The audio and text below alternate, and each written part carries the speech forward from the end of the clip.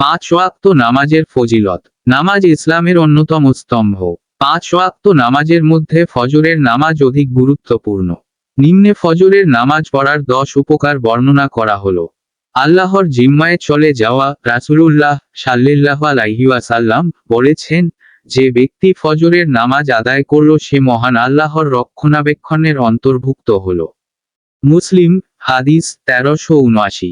জাহান্নাম থেকে মুক্তি। বিখ্যাত তাবেঈ আবু বকর বিন উমারা তার পিতা রুয়াইবাহ থেকে বর্ণনা করেন, আমি রাসূলুল্লাহ সাল্লাল্লাহু আলাইহি ওয়াসাল্লাম কে বলতে শুনেছি, এমন কোনো ব্যক্তি জাহান্নামে যাবে না যে সূর্যোদয়ের আগের এবং সূর্যাস্তের আগের অর্থাৎ ফজর ও আসরের নামাজ আদায় করে।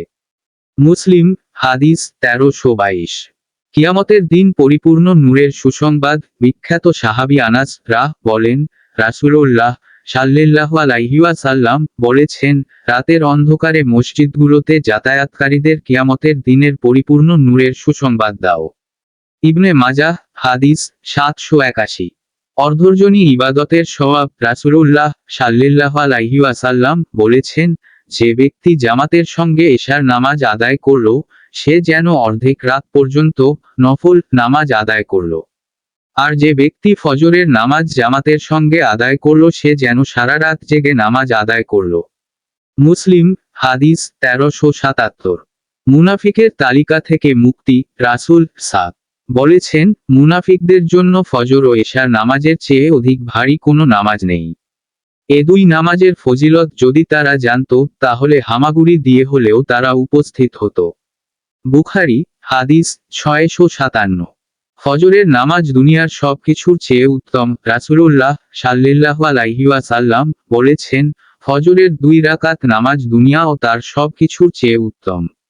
মুসলিম হাদিস 1573।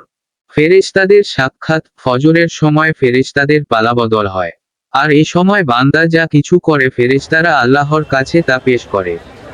এক হাদিসে আল্লাহর রাসূল সাল্লাল্লাহু আলাইহি ওয়াসাল্লাম বিষয়টি চমৎকারভাবে তুলে ধরে বলেছেন, ফেরেশতারা পালাবদল করে তোমাদের মাঝে আগমন করেন, একদল দিনে একদল রাতে।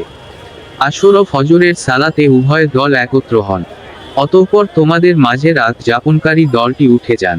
তখন তাদের প্রতিপালক তাদের জিজ্ঞেস করেন, আমার বান্দাদের কোন অবস্থায় রেখে এলে? অথচ তিনি তাদের ব্যাপারে সর্বাধিক অবগত। জবাবে তারা বলেন, আমরা তাদের নামাজে রেখে এসেছি, আর আমরা যখন তাদের কাছে গিয়েছিলাম তখনও তারা নামাজরত ছিলেন। বুখারী হাদিস 555। কিয়ামতের দিন আল্লাহর সাক্ষাৎ। জারির বিন আব্দুল্লাহ বর্ণনা করেন, একবার আমরা নবী করিম সাল্লাল্লাহু আলাইহি ওয়াসাল্লাম এর কাছে উপস্থিত ছিলাম। তিনি রাতে পূর্ণিমার চাঁদের দিকে তাকিয়ে বলেন, ওই চাঁদকে তোমরা যেমন দেখছো ঠিক তেমনি অচিরেই তোমাদের প্রতিপালককে তোমরা দেখতে পাবে। তাকে দেখতে তোমরা কোনো ভিড়ের সম্মুখীন হবে না। কাজেই সূর্য উদয়ের ও অস্ত যাওয়ার আগের সালাত আদায় করতে পারলে তোমরা তাই করবে। সূরা কাহফ আয়াত 39। ফজর আদায় উত্তম দিনযাপন। ফজর নামাজ আদায়ের জাগতিক উপকারের কথা আল্লাহর রাসূল সাল্লাল্লাহু আলাইহি ওয়াসাল্লাম এভাবে বলেছেন, তোমাদের কেউ যখন ঘুমিয়ে পড়ে তখন শয়তান তার ঘাড়ের পশ্চাদংশে 3টি গিঁট দেয়। প্রতি গিঁটে সে বলে চাপড়ায়, তোমার সামনে রয়েছে দীর্ঘ রাত, অতএব তুমি শুয়ে থাকো।